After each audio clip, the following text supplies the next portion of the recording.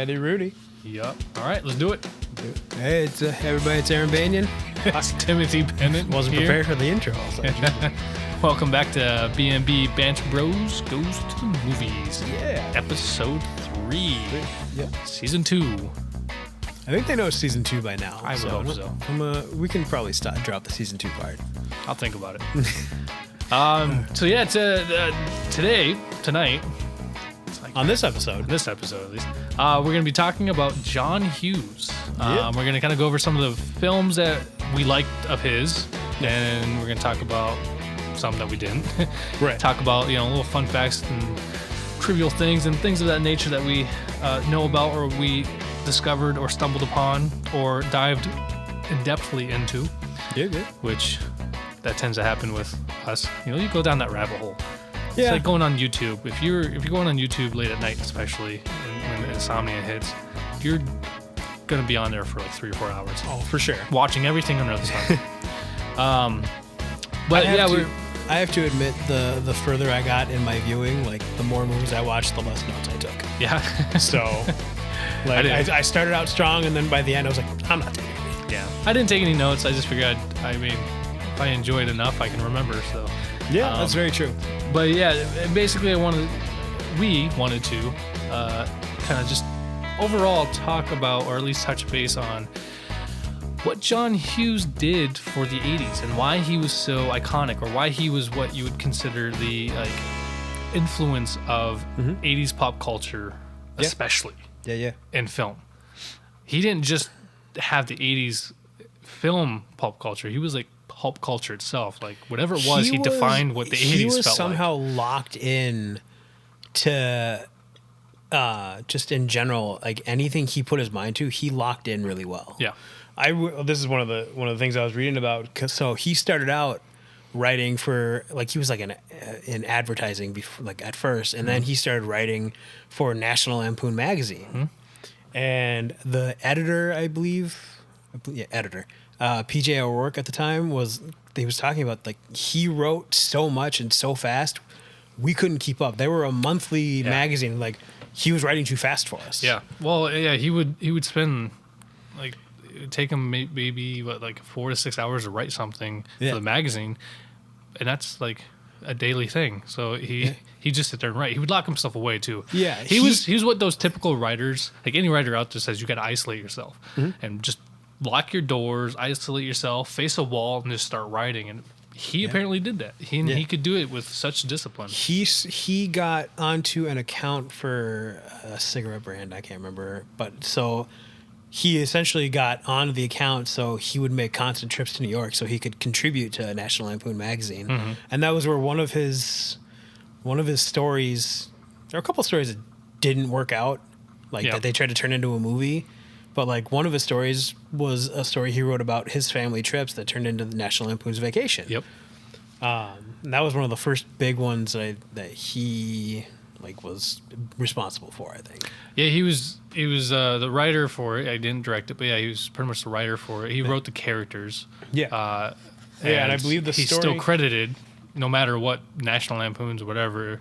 He's still credited as the writer. Because they even did that remake with Ed Helm and Christina Applegate. The way I understood it was Christina basically it was Buck, the son of Chevy Chase grown up. So it was just it was like a sequel almost. I guess you can, like some sort of spiritual sequel almost. Something to some degree, but yeah, like the original story was called Vacation 58, and that was one of the first stories he did for National Lampoon magazine, and that was the basis for Vacation. Speaking of National Lampoons, you should watch A Futile Gesture, which is about Harold Ramis and I forgot his name, fucking comedian guy.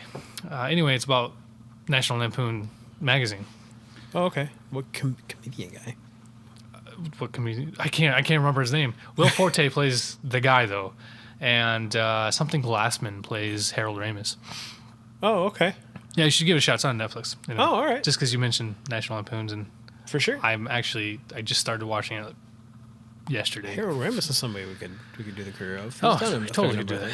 But yeah, John Hughes is he was one of those guys where when he was writing for the magazine, he would pump them out so fast, like you said. Yeah. And he kind of, it was one of those things where he just kind of led into knowing one guy that then ended up kind of knowing this other guy, and then this other guy kind of know this other guy, and he kind of fell into the film industry that way.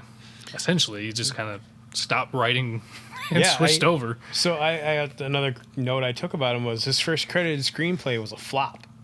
It was basically, I can't remember, I don't know the name of it offhand now, but it was basically supposed to try and capture, I think it's Reunion, I think it's called, something Reunion.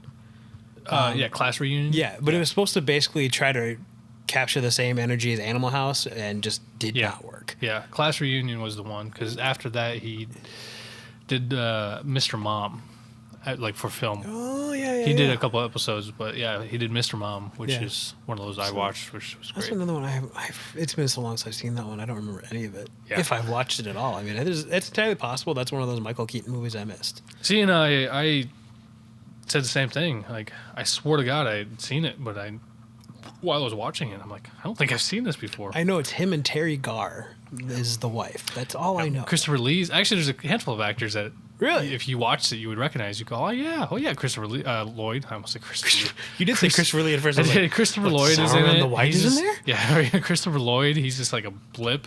Word? Yeah, there's some other guys I can't think of their names. You're better with the names than I am. I recognize people for some reason. Yeah, and then you had Taliesin Jaffe, who's the kid. He plays Kenny.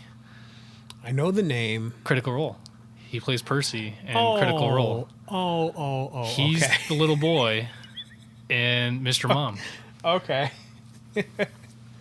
Interesting. Yep. All right. As a little kid, it was one of those things where I'm watching him. He's probably like 6 years old, maybe. And I'm looking at him. He's blonde hair, and there's just enough of him there that you're like, I recognize him, but I don't know why. Yeah, he looks like a turtle. Still got a turtle face. So definitely there. Just didn't have he's not 40-year-old and has blue hair. So I think that was something. So John Hughes, being such an influence he was, his writing style. Mm-hmm. He has an amazing connection. He knows how the teenage mind works. One thing that he does is he writes from his own life. Yeah. A lot of writers do, but he definitely, that's where almost all his ideas come from, is he writes from his own life. And I think it's funny that he's able to just capture that and then flip it into something else that is so relatable that across the board, most people can go, I feel that, or I understand that, or that happened to me, kind of thing. Not maybe all the way through his films or anything, but you just have sections like, yep, I've been there, or you know what I mean? Yeah. In every single one of his films. He almost seems like he takes pieces that were, what was I had it in my head and then I left. Story of my life. I think of the Breakfast Club when they're sitting around in the circle and what's his name? Anthony Michael Hall is basically talking about the fact that he was flunking woodshop or something like that and brought a gun to school.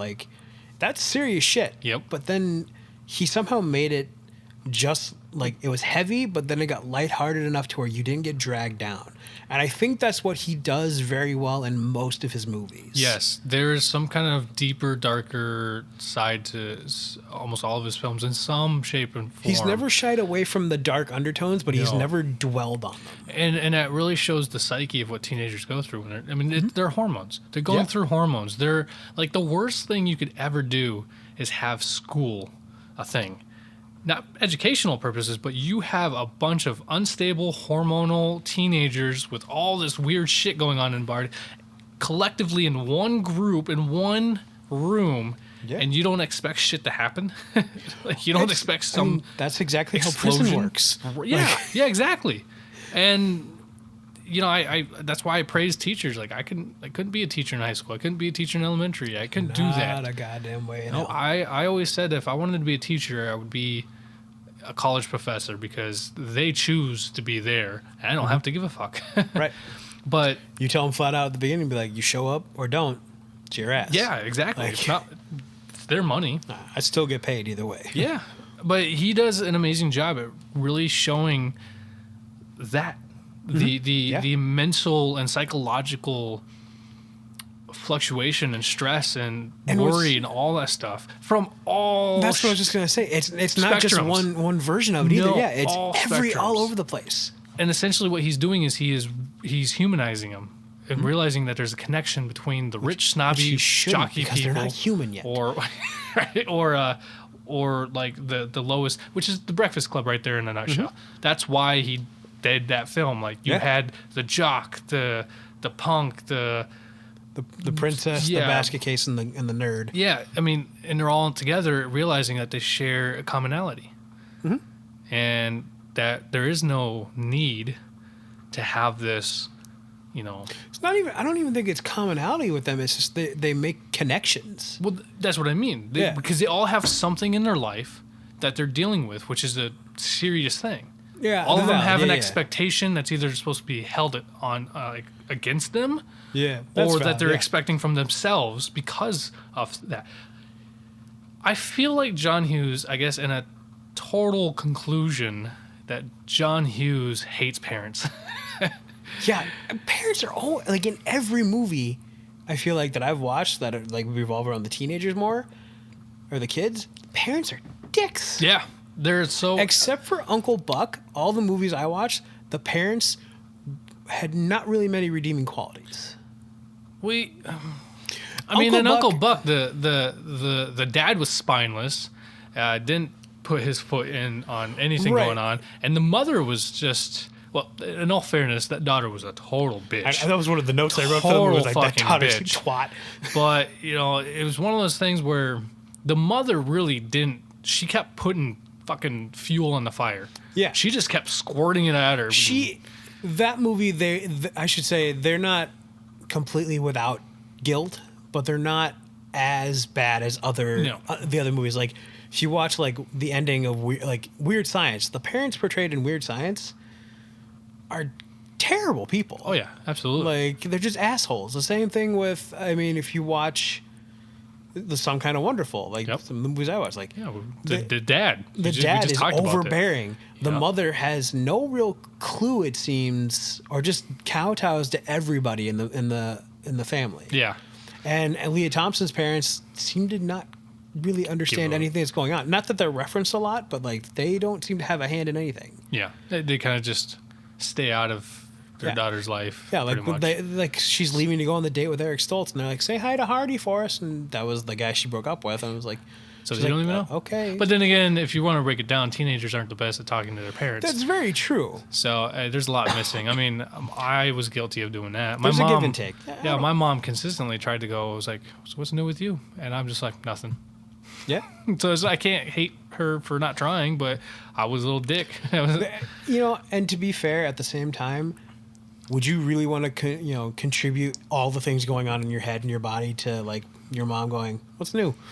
Well, here's the thing. Me and my mother we have a very close relationship. She's always been one of the few people in my life that I've always been honest with. Doesn't matter what it is. Sure. But we've also had that relationship, growing up without, it was just me and her for so long, and then then my stepdad came in the picture. So we had that connection where I knew I could talk to her about whatever. It doesn't matter how personal or how whatever. It's not a matter of whether or not you could. It's a matter of whether you wanted to. And that was it. I knew I wanted to talk to someone, but I didn't have an idea of who that someone was. Trust me, I was a teenage boy at some point too, and I didn't want to talk about any of that shit with my mother.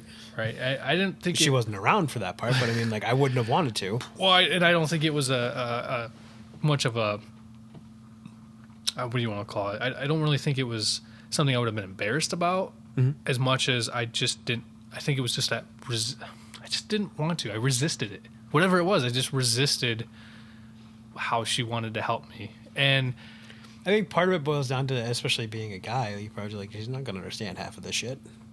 I mean, possibly, but at least on some level. Either way, that's what a lot of these teenagers you have. They almost never talk to their parents about anything. For example, 16 Candles, right? it's her birthday, and she just throws a fucking tantrum that nobody said happy birthday. Nobody knew it was her birthday. I'm starting to question if she even knew it was her birthday. I'm like, it's probably not even your birthday. You got your calendar wrong or something. Right. And that's why nobody said happy birthday. You know what I mean? Like, nobody says it, but she just throws a fucking pissy fit because, oh, you forgot my birthday.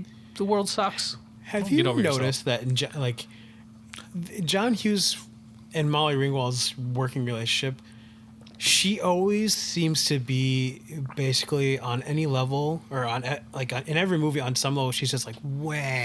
Yeah. Well, yeah. So John Hughes, for whatever reason, and maybe this is why, maybe I'll answer my own question, but for whatever reason, John Hughes' muse was Molly. Ringwald, yeah. Yeah, it was Molly Ringwald. And I can't stand her. I don't like her in anything. I think she's just a fucking snobby little whiny bitch who doesn't deserve, in my opinion, any credibility to whatever it is that she's trying to get, or whatever it is that she's trying to get. But yeah, she's nothing special. Now, I don't like her. Now, I'm not saying that she's a horrible actress. She fits the roles fine. Yeah. But I think it's because that's who she was. I don't think she was acting. I think that she was that snobby of a teenage actress that she thought that she was that kind of whatever. Sure. And it just played into, oh, I don't get what I want. Oh, kind of thing. Yeah. And I personally feel like that's why she was able to play these roles, is because it's essentially how she really felt in real life towards whatever it is. I mean, she's a teenager too, so she's probably going through. And that's something else that John Hughes does really well. He casts teenagers. Yeah. Dealing with this shit. He had the Brat Pack. Yeah. I mean, that was perfect thing you can do. You didn't have these extremely old people playing these extremely young people. He tried to find those people that were the age of what he's trying to. The right age and could fit the roles, right? I mean, I remember when for Pretty in Pink when James Spader was trying out for or auditioning for the role. Oh, that's right. James Spader is in that movie. Yep, he plays the asshole, doesn't he? Yeah, he plays the rich snobby asshole. Kind of like, not really the bully, but he's kind of supposed to be the bully. If you want to really break it down to he's kind of the one that, because he's rich and snobby and he's the villain of the movie. Yeah, he's essentially supposed to be the villain, but he was auditioning for the role and he really just kind of smoked a cigarette in the audition and just kind of did his thing. And that sounds about right for most of James Spader's auditions. And I guess John Cryer was just like so amazed by it that he's complimented. He's like, "Oh, you did a fantastic job." He's like, it was amazing. And I guess James Spader just said, "Yeah, I feel like I got this teenage asshole down pretty well." Which is true, because he's played a teenage asshole in most of the films he was in. I haven't seen Crash in a very long time, but I'm pretty Cronenberg's Crash. David Cronenberg's Crash. I'm pretty sure that he was kind of an asshole in that movie. Huh? I can't remember the movie that well. Yeah, if I've ever seen it. It's pretty much just about sex. It's about this, I think, married Holly Hunter. Maybe, I can't remember the actress, but it's pretty much. Elias Cotes is in that movie too. Is he? He's the guy that's got the club. I think I know the movie you're talking about. I haven't seen it. I probably haven't that even was actually. A weird movie. Well, it's Cronenberg, but I probably haven't even seen the whole thing, to be honest. I just know that he's in it, and I know it's about pretty much this young kid that hooks up with an older woman, married woman, I think too. It's like an affair. Is he that young? Yeah, he was. It was 87, I think. Actually, I have no fucking idea. I'd have to look that up. Anyway, going back to John Hughes. Yeah, we got off on it. Yeah, I think it's just John Cryer is one of those in Pretty in Pink. I wasn't a big fan of the film, but I think I like 16 Candles over Pretty in Pink. But I liked Ducky. I liked the character of Ducky, and I liked John Cryer. I think that I think John Cryer is a great actor. I think he's very funny. Yeah, he's funny. But he also was that, to me, he was kind of a little bit of a wild card at the nerdy section. He was like that nerdy wild card. He was like trying to be the cool anti, the man kind of thing. I remember he kind of had this weird over-the-top sort of like way about him. Yeah, because he was essentially like trying to stand away from everybody else and yet still trying to have this identity. He wanted to be accepted for not wanting to be accepted. Yeah. Was what he wanted. I hated kids like that. Oh, absolutely. Absolutely. I still hate fucking people like that. But it was appropriate. It was very appropriate. And I know that, I guess he was the most annoying one on the set, too. I guess people, like Molly was annoyed with him. The fucking, what's his name that plays Blaine? Andrew McCarthy? Was annoyed. I guess people were annoyed with him. Annie Potts was apparently annoyed with him, too. By the way, we were watching that not too long ago, Pretty Pink, and Annie Potts comes on, and I'm like, Kaylee, do you recognize who that is? Because we watched Young Sheldon, and she plays the grandma in Young Sheldon. Yeah. She's 70-something years old, and she still looks very good for a 70-something-year-old woman. I just remember it was Janine from the Ghostbusters. But that's exactly, I'm like, do you recognize this woman? She's like, no, but the voice sounds familiar. And I'm like, well, you've seen Ghostbusters, right? And she's like, oh, what do you want? A long time ago. Yeah. And she answers the phone the same way. Yeah. And Pretty in Pink as she does in Ghostbusters. Because she owns like a record store, right? Yeah. Yeah. And she's 30. She's also 32 in that movie. And at first, it comes off like she's a teenager because that's just how young she looks. Yeah. She doesn't look like she belongs in her 30s. She just aged well. Oh, my God, yeah. She doesn't look like she belongs in her 30s at all. Well, and she did Designing Women a couple of years later, which was her and Delta Burke and 2 other ladies. I don't think I've seen that. It was a sitcom like about 4 ladies that like design shit. I think they clothing fashion thing. I don't remember. I could Delta see that. Burke. I think was the big star of that movie, that show, that show, and then Annie Potts, and there were 2 other ones that I know one of them by sight, don't know her name, and I couldn't tell you who the 4th one was. Yeah. And then there was the black guy from Mannequin. Oh my God, man! Like the old Mannequin. Yeah. Oh, I haven't seen that. He's in that movie. Forever. He's in that show as like the 5th character. He was like, he might be the 5th Designing Woman. I don't know. I didn't even think about the fact that we didn't kind of go over some of the films, just in case nobody knows who the fuck John Hughes is. If you don't know who John Hughes is, well, let's be real. There are a lot of people today who probably don't know shit about who John Hughes is. Like, yeah, that's valid. We're getting up there in age, and I think we're at the cusp of knowing pop culture to the 80s. I'm on the backslide into 40, so yeah. Yep.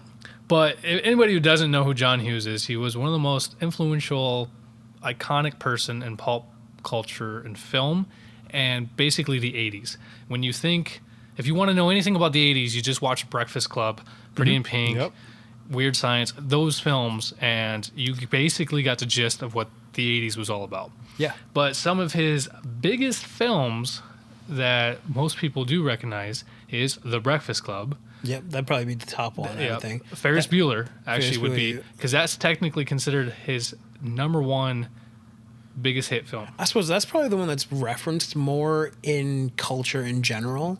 For whatever reason, yes. Yeah. Yep. It's like when you have like the top 10 best films of John Hughes, that's number 1.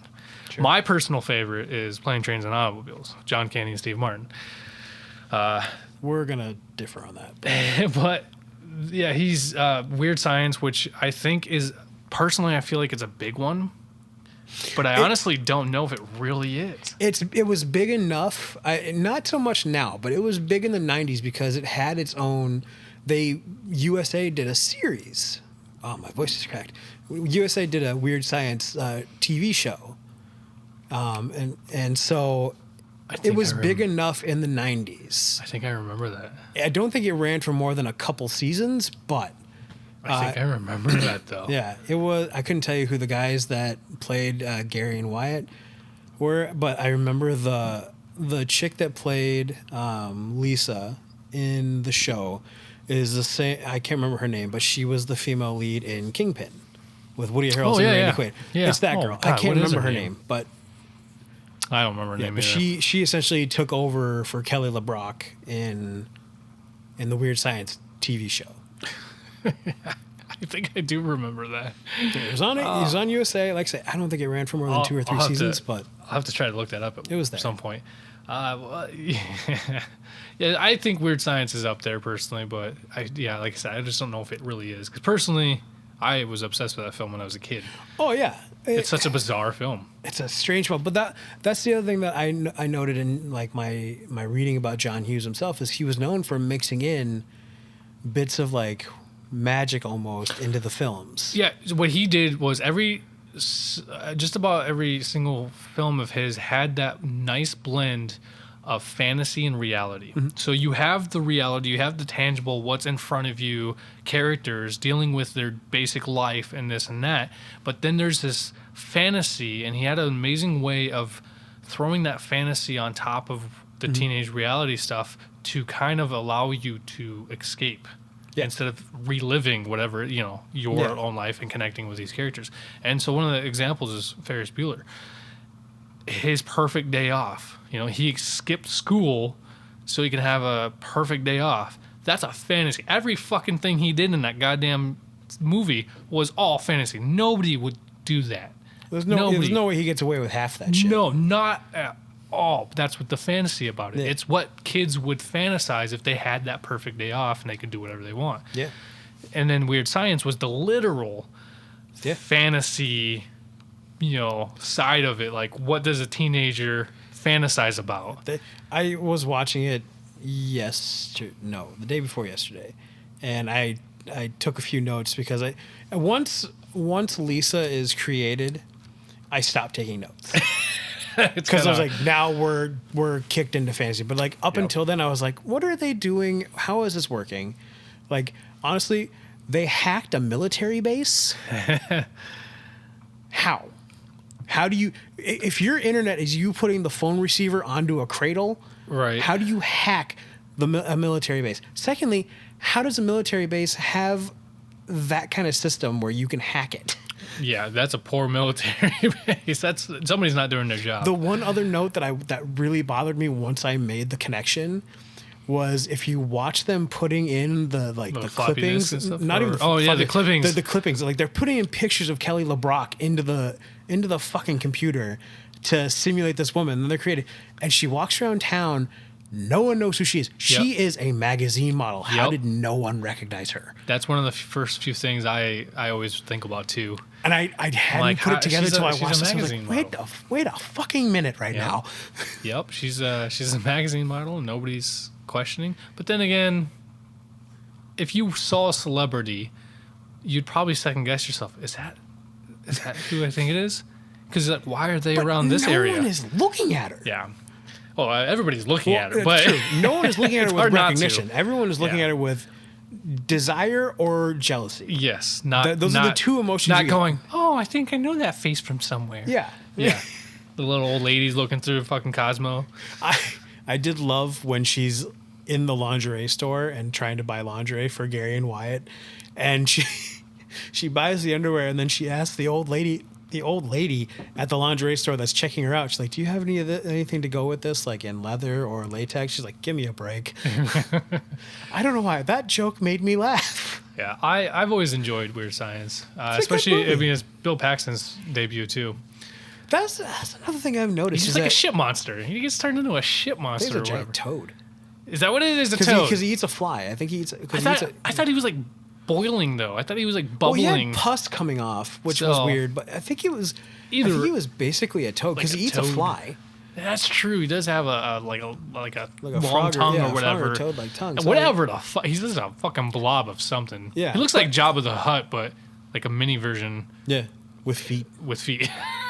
That's the one thing. The other thing I noticed, like between Bill Paxton, I talked about Elias Koteas was his first film, Some Kind of Wonderful. Like John Hughes gave breaks to a lot of big name actors. He did. Yes, he did. Even regardless, like even besides the Brat Pack, but people that didn't roll in that clique still got big breaks, like Bill Paxton and, like I say, Elias Koteas got. I was just watching 16 Candles when you're coming in, and I realized, I was like, wait a minute. That woman, young girl, I guess, looks an awful lot like Joan Cusack. My God, it was Joan Cusack. What do you know? John Cusack is in here.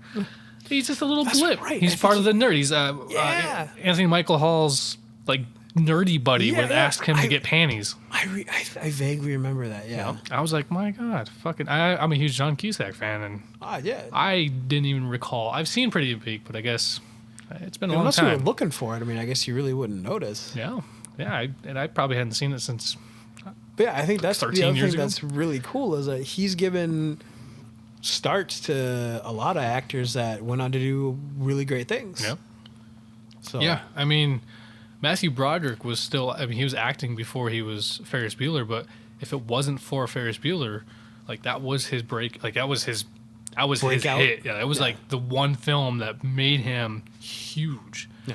And then made him a get in other movies. Yeah, and then he goes and does other fantastic things. Mm-hmm. Yeah. I guess most people probably wouldn't consider Matthew Broderick to be a star celebrity, but I do. I think his consider him. caliber of work is. I mean, he's not plastered everywhere the way others are, but I mean, his caliber of work puts him in an A-list. I just think that he's just probably on. But yeah, I mean, if it wasn't for Ferris Bueller, he probably wouldn't have been as big as he was. But that was his hit. The same with I mean, Leah Thompson was slutting around quite a bit, so I mean, she trying to fuck Howard the Duck at one point. oh, she's fucking everybody. I guess she was very promiscuous as a young Then actress. she got married to the director of Some Kind of Wonderful, whose name Yeah, escapes me now. David something. David something. Why the fuck did I just look it up? I was like, you got the I computer. got You it could right just look it up. here. Yeah, she married the director. He was like John Hughes' I don't want to say best friend, but they were really close because they worked together in a couple things. Oh, sure. But yeah, for the life of me, I can't remember. I think didn't he do the Home Alone movies too? Didn't he direct the Home Alone movies? Maybe a couple of them. I have no idea. Because I know that I thought John Hughes directed those. he wrote them. I know you wrote them. I thought he directed them too. No, he wrote them. Oh. He didn't direct. He only directed 8 films, but he wrote like I don't know, A metric shit ton? fucking shit ton. No, this is Chris Columbus. That's not the same guy. He discovered America. He did Harry Potter and Rent and Help. And, no, not that guy. That's not. Some Kind of Wonderful. Yeah, that's what we're talking about. Some Kind of Wonderful. I don't know why I can't find it. There it is. I found it. Howard Deutsch. Deutsch. Deutsch. Yeah, that makes sense. Is he the father of? Zoe Deutsch? Yeah. Your guess No, is that's good. not. No, maybe Zoe. Is that who it is? Zoe That's what her Deutsch? name was. She's an actress. There's an actress named Zoe Deutsch. Well, I don't know. Maybe that is her name. I can't fucking remember though. I don't know. Yeah. But yeah, that guy. Yeah, they're still married. I think. Are they? I think. Right on. Either way. Good for them. Right. Wow, you really snagged one there, huh? I don't. I never found her that attractive. Oh, absolutely not. Maybe in Howard the Duck. No, just kidding. No, absolutely not. I mean, I do. The closest thing is probably Back to the Future, but I don't find. Yeah, I don't really. I'm trying to find a movie. Not I even guess. in that. I'm trying to justify saying that there is, but I don't think I have one. I will say I had a big crush on Mary Stuart Masterson from Some Kind of Wonderful, who plays Watts, the best friend. I don't know. I just had a crush on her. Yeah, I don't know. Yeah, so he's done a lot of films. He's directed only 8, but he's written a lot. And the thing of it is, like, a lot of younger people probably don't even realize that they're getting something from John Hughes. Like, we made the comment the other day, Jay and Silent Bob in Dogma. Yep. Like, when Linda Florentino asked him, like, what brings you to Chicago or wherever the fuck they were? He's like, some fuck named John Hughes. 16 Candles, John Hughes? No shit, you know that guy? That fucking guy. Yep. There's a lot of... I call them kind of tributes. Because you don't throw it in there to make fun of them necessarily. Nods and tributes like that one. There's another reference that I just had, and I can't remember now. I think Dogma is the only one I truly remember. They there's did the one in in Community. Community. The first pilot of Community was a kind of a nod to John Hughes. Right on. They kind of, I think they ended it with like the way that 16 Candles or Pretty in Pink did, something like that. Was it 16 Candles? Isn't that over on the table over the birthday cake? I think so, but I don't remember what the first episode of Community was. I But it was couldn't a nod to John Hughes. Right on. And one of his films. I do remember there was another one in Date Night with Steve Carell and Tina Fey. When Mark Ruffalo was talking about his marriage like ending. And he's like, oh, I feel like he makes some reference to like, oh well, no one remembers like the guy from 16 Candles, Long Diggity Dong. He's like, you mean Long Duck Dong? Yeah. He's like, and that's like another weird like reference to John Hughes that I remember for some reason. Yep. I like them. I like Date Night as a movie, but that's one of those parts that I distinctly remember is Mark Ruffalo. James Franco and what was Mila Kunis? Mila Kunis. I was like, what the fuck? I can picture. Yep. I was picturing the girl that played Jessica Jones for some reason for a second. Oh. Whose name I can't remember. She's a good actress, but that's not who was in the movie. The bitch in Apartment 23. Yeah, I don't trust the bitch in Apartment 23. I've heard that was funny. I've heard it was good. James Vanderbeek, I think, is in it. Yeah, he is. Yep. Yeah, that's right. I think Jason from work told me I need to watch it. He said it's pretty funny. It's on Netflix or something. Well, yeah. One of the other things we were talking about was him picking the right people or whatever and like breakouts. But I guess Robert Downey Jr. was almost casted as Ducky. It was like supposed to be the original cast, and then they got John Cryer. John Cryer is better for the role, but I could see Robert Downey Jr. in that role. That's what I said. Especially having just watched Weird Science and seeing how young he is at that point. Yep. I can see him as Ducky. Yeah, that's what I said was I could see it. I think John Cryer nailed it. I think he was probably the better choice, but I could see Downey doing it. Because essentially what I had said was that Robert Downey Jr., even as that time, is still too much of a pretty boy. Yep. He's still too eye-struck, Oh. And after watching him in Weird Science, I was like, he's too pretty. Yeah, too pretty. So too smooth a face. So. Oh, yeah. He looked like his face in Weird Science. Looks like kind of waxy. Yeah. Yeah. Yep. I wonder if it was all the coke. Oh, possibly.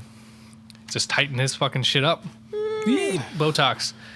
Yeah, I'm not done listing some of the shit he's done. I'm going to do this really quick, but this is some of the films that John Hughes wrote that most people, at least in the 90s, would know.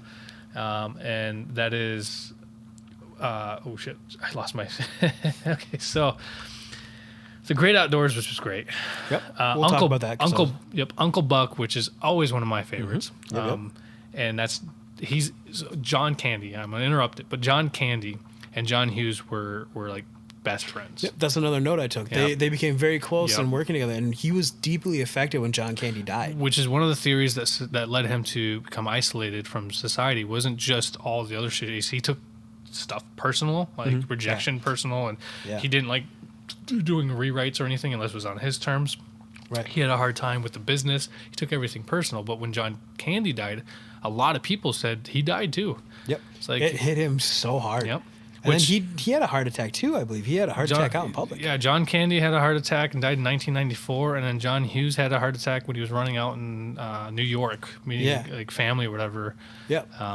In 2005, I think. 4? Maybe. It was 2000 something. Yeah. Yep, he dropped a heart attack. Yeah, so, he was deeply affected by John Candy's death. Yeah, and rightfully so, man. I'm a huge John Candy fan.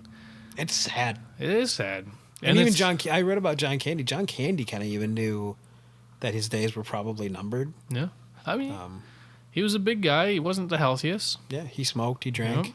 Yep. He knew he wasn't going to live forever. I know that Steve Martin had mentioned, because Plane, Trains, and Automobiles with Steve Martin and John Candy, apparently both of those guys said that was their best film that they ever had. Like, they enjoyed the most. That was their favorite, was Plane, Trains, and Automobiles.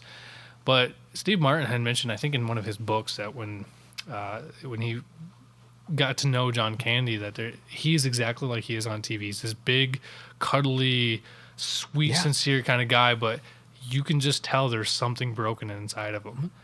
And it's like the saddest thing to hear, because if you watch his stuff, he is this goofy, off-ball kind of guy. But my God, just like in Plane, Trains, and Automobile, when you see him, like, he never truly breaks down, from what I can tell. But when you see him start to break, it is probably one of the more heartbreaking. Like, he does it in Uncle Buck too. Like, there's that. It's heartbreaking to watch him. Yep. Like, I remember, like, this is stuff that I read. Like, he was an avid animal lover. So, like, he would at random adopt animals and just bring them home to his wife. That'd probably drive her crazy. Probably, yeah, drove her a little nuts. He had 2 kids that they talked to him the night before he died or something like that. Or something along those lines. Said it was, like, a really weird phone conversation with them. Like, he kind of knew he wasn't going to make it. But we digress. Yeah. So he also did National Lampoons Vacation, which you know, mentioned before, super popular. That was his Chevy first Chase. movie that he worked with John Candy in, I believe. Well, that was one of, I believe. Maybe. I think that was where he started his working relation with John Candy. Was in Yeah, because I don't remember him in Mr. Mom. Yeah, I haven't seen Savage Islands. I don't even know that one. Yeah, but National Lampoons. Yeah, he did Breakfast Club. Yeah, we were talking about that. What was it? Dutch. Yep. Which is a great one too, starring Ed O'Neill. Ed O'Neill and I can't remember the fucking kid's name. Kid looks like Ethan Embry, but it's not Ethan Embry. I'll look it up real quick. I don't fucking know his name, but right off the top of my head, it's it is Ethan Embry. Is it? Yeah, I was right. Where the fuck is he from? Ethan Embry? Oh God, yeah. Oh, he's in tons of stuff. Guy. Yep, I know this guy. I recognize. He was him. in National Lampoon's Vegas Vacation. He played the son. Was in Empire Records and yeah, That Thing You Do. Empire Records. Oh, Can't Hardly Wait. That's right. I like that movie. Mm-hmm. Either way, we digress. Home Alone. Everybody knows fucking Home Alone. Yep. And so the thing about Home Alone too is that, I mean, he didn't direct it. John Hughes didn't he direct wrote that it. one though. Yeah, he wrote it, but he didn't want Macaulay Culkin. You know, it wasn't like his first choice by any means. Macaulay Culkin came in and he auditioned, and then they auditioned a bunch of other people. Really? And because he's like, well, I don't want to, write a role. Although he did it with Molly, he didn't want to make that mistake. I guess. Well, I think he was burned at that point. He knew better. And so he used him in Uncle Buck. Yep, I think that was his first kid. film, wasn't it? Possibly, I don't know. I'd have to look that one up. I don't know a shit ton about Macaulay Culkin, but he didn't want to use him again. But after the kid fucking auditioned, he's like, he's just perfect for it. So he was really heavily influenced for it. And the fact that John Candy, worked with him in Uncle Buck, kind of was like, it really had some chemistry because he was great together. They had fantastic chemistry. Well, in Home Alone, they're never in the same scene. Possibly not, but they're never more in likely, the same scene. I know that. But they were probably on set together. That's valid. So that probably makes some sense. But so I think it was just one of those things where, other than John Candy, he's like, I don't know, it's just weird because he kind of contradicts himself, where he says he doesn't like to use the same actors, but he does. Like Anthony Michael Hall, Molly Ringwald, fucking what we just said, Robert Downey Jr. Fucking John Candy for sure. He's in a shit ton of them. For the love of Christ, yes. So, yeah, I know. And then Beethoven is the other one that I would say. Beethoven, I forgot about Beethoven. Charles Grodin. That's probably the biggest ones. He did Flubber too, 101 Dalmatians, Miracle on 34th Street, Baby's Day Out, which is a good movie. That's another movie Dennis the Menace. I have Dennis the Menace. I didn't watch it. I had it out like I was going to, but I had already watched 6, and I was like, I'm kind of done. Yeah. And I think it's crazy. He did Drill Bit Taylor. Yeah, that is pretty crazy. He didn't write it, but it was his story idea. That's kind of crazy. He probably should have wrote it. It would have been. It would have been a better movie. I guess technically he got the credit as writing it, but maybe he didn't write the script. It wasn't. He probably wrote the story. Very good. Yeah, he probably wrote the story. I don't know. It was fine. It was fine. I mean, it was fine. It was fine for a Luke Wilson film. Yeah, it was fine. It was all right when funny moments and shit like that. It's one of those movies you watch once, maybe 5-10 years down the road you watch again. Yeah. What was the other movie he did with Matt Dillon, where he moved into Matt Dillon's house with his wife? I don't know. I don't know. I remember. There's no way that he did Just Visiting. He did. Holy shit. I think we talked about this. So Just Visiting was with Jean Reno. And yes. We talked about that, yeah. Yeah, and Christina Applegate. So the original was a French one, and then there's an American. Apparently he helped write the script before that one. I get Just Visiting Kate and Leopold very confused for some reason. I mean, this is essentially the same kind of concept. The premise is the same. Yeah, it's very similar, at least. I wouldn't say it's quite the same. It's a time film, travel movie. It's a time travel, yep. That period, time travel, whatever. Yeah. But I think Flubber's the one that shocked me. That he wrote the screenplay for that. That's pretty crazy. I mean, but at the same time, I mean, it's a remake, so I mean, it's... You ever see Curly Sue? Yes, Jim Belushi and, who is the woman? It's not Ellen Burstyn. Kelly Lynch. Oh. That's the... Oh, yeah. Okay. And then Allison Porter is Curly Sue. Yep, she actually was on The Voice. Which one? Allison Porter? Yeah. I don't even know who the fuck she is. She went on, yeah, well, I don't think she really did much else besides Curly Sue. And then she a couple years ago, she was on The Voice or something. Okay. Parenthood, Meet Dave. Yeah, interesting. Yeah, I don't know. Either way, I don't really know if there's much else. You got anything else you want to talk about? Anything else in the top of your mind? You wanted to talk a little bit about Uncle Buck. Hey everybody, it's Aaron Banyan. Stay tuned next week for John Hughes Part 2.